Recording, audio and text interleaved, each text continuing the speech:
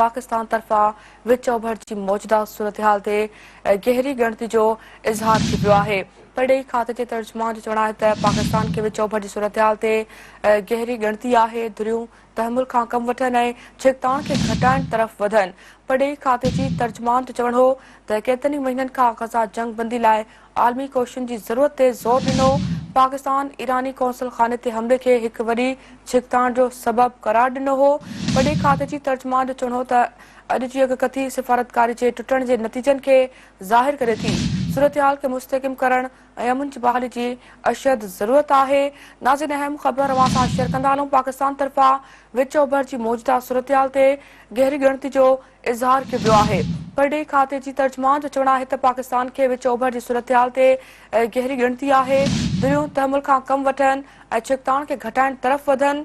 परॾेही खाते जी तर्जुमान जो चवणु हो त केतिरनि ई महीननि खां ग़ज़ा जंग बंदी जे लाइ आलमी कोशिशुनि जी ज़रूरत ते ज़ोर ॾिनो। पाकिस्तान ईरानी कौंसल खाने ते हमले खे हिकु वॾी छिकताण जो सबबु करार ॾिनो हो। परॾेही खाते जी तर्जुमान जो चवणु हो त अॼु जी अॻकथी सिफ़ारतकारी जे टुटण जे नतीजनि खे ज़ाहिर करे थी। सूरतहाल खे मुस्तहकम करण ऐं अमन जी बहाली जी अशद ज़रूरत आहे। पाकिस्तान तरफ़ा विच ओभर जी मौजूदा सूरतहाल ते गहरी ॻणती जो इज़हार कयो पियो आहे। परॾेही खाते जी तर्जुमान जो चवणु आहे त पाकिस्तान खे विच ओभर जी सूरतहाल ते गहरी ॻणती आहे। दुरियूं तहमुल खां कम वठनि ऐं छिकताण खे घटाइण तरफ़ वधनि। परॾेही खाते जी तर्जुमान जो चवणु हो त केतिरनि ई महीननि खां ग़ज़ा जंग बंदी लाइ आलमी कोशिशुनि जी ज़रूरत ते ज़ोर ॾिनो वियो। पाकिस्तान ईरानी कौंसल खाने ते हमले खे हिकु वॾी छिकताण जो सबबु करार ॾिनो वियो। परॾेही खाते जी तर्जुमान जो चवणु हो त अॼु जी अॻकथी सिफ़ारतकारी जे टुटण जे नतीजनि खे ज़ाहिर करे थी। सूरतहाल खे मुस्तहकम करण ऐं अमन जी बहाली जी अशद ज़रूरत आहे।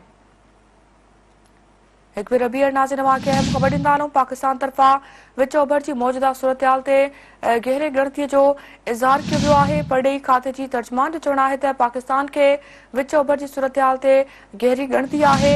दुरियूं तहमुल खां कम वठनि ऐं छिकताण खे घटाइण तरफ़ वधनि।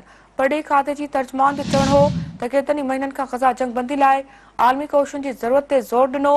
पाकिस्तान ईरानी कौंसल खाने ते हमले खे हिकु वॾी छिकताण जो सबबु करार ॾिनो हो।